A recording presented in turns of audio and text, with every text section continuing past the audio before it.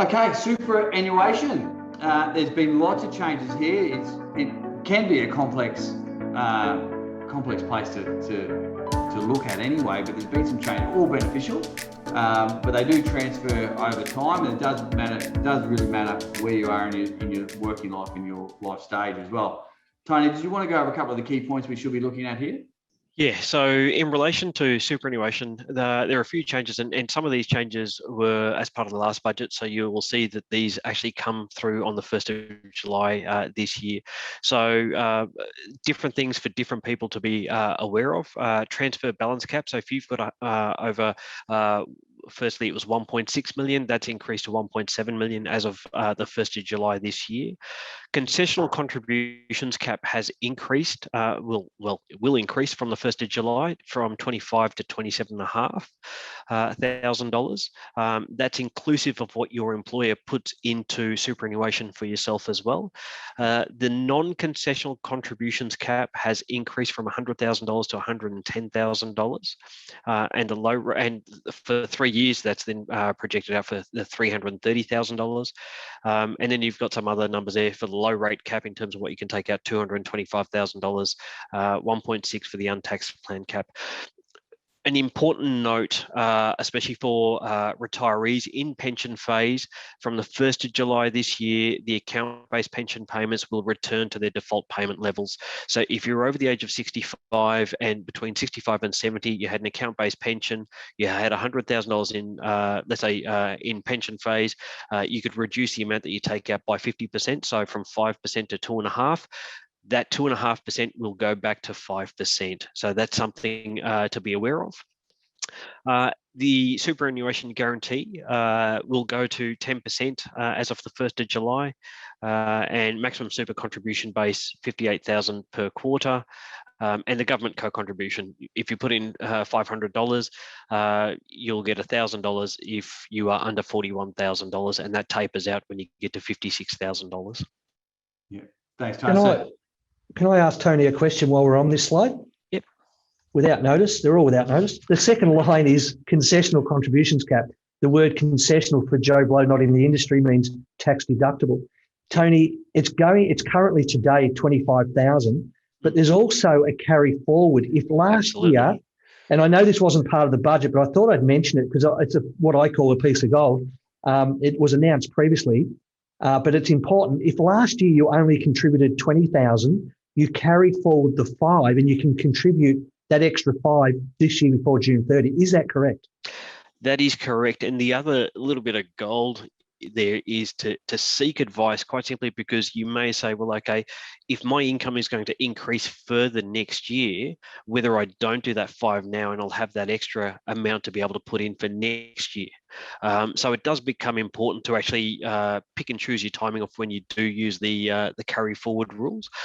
So that is something absolutely, you're spot on the money there, but it is also worthwhile speaking to your accountant and your advisor to say, well, okay, when do I actually put that in place? And they carry forward for up to 5 years, if I remember correctly. 5 years, correct. Yeah, 5 years. That has not changed. Yep. Terrific. Thanks. Thanks, gents. You're right. Yeah, superannuation can be a bit of a minefield. The next slide addresses that even a bit further. Some change here that anybody that is planning their exit from the workforce or retirement or in retirement and looking to thrive beyond, there's some great changes here, Tony. There is. Yeah. And so the work test no longer applies. So if you're over the age of 60, well, as it says here, the work test no longer applies to Australians between 67 and 74. Whereas beforehand, you had to meet the work test. You had to do 40 hours within 30 days to be able to contribute to super. That is no longer applicable. Now, that does go with when making non-concessional contributions. So that's money that you've already been taxed on that goes into superannuation, or salary sacrifice contributions. It is not for personal deductible contributions. So that's just something to be aware of there.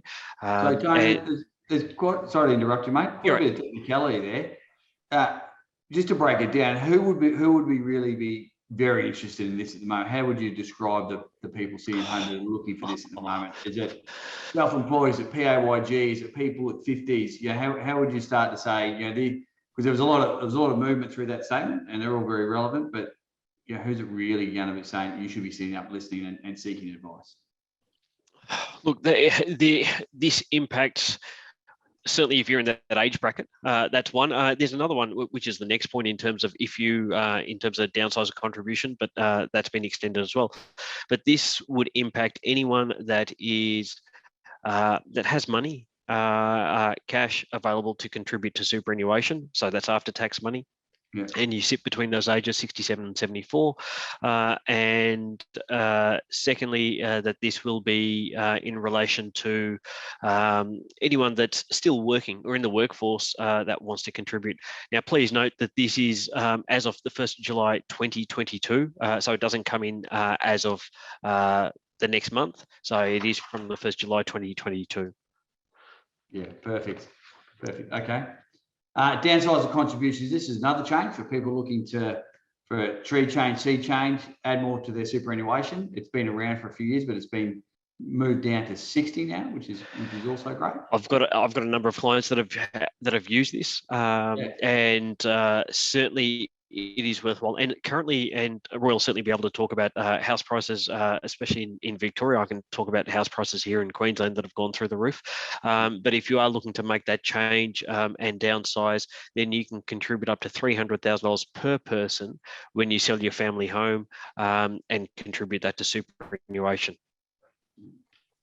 Yeah, it can be a great strategy. It's terrific when you're assessing life goals. Absolutely. Yeah, absolutely.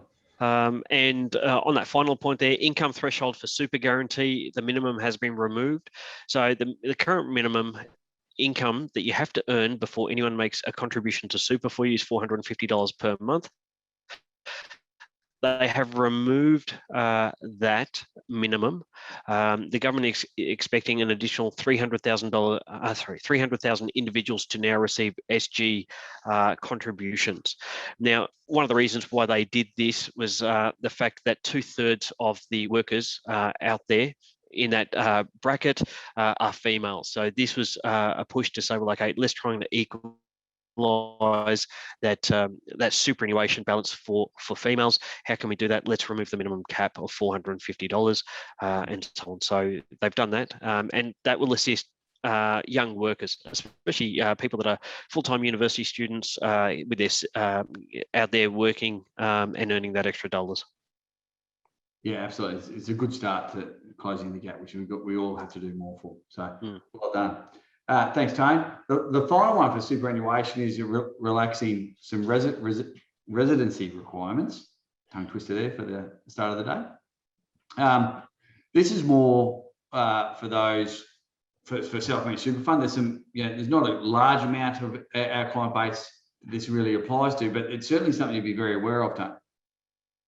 Yeah, and we do have the odd query that comes through in terms of, oh, look, I'm looking to go overseas. How does that impact my self-managed super fund?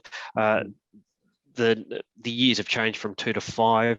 The one thing that I will say is seek advice in relation to this, because this is extremely important, because if you get this wrong, it can cost you a significant amount of money as part of the ATO. So speak to your accountant, speak to your advisor, because whether you're going over to as a temporary move or it happens to be a permanent move, that will have a significant impact to your self-managed super fund.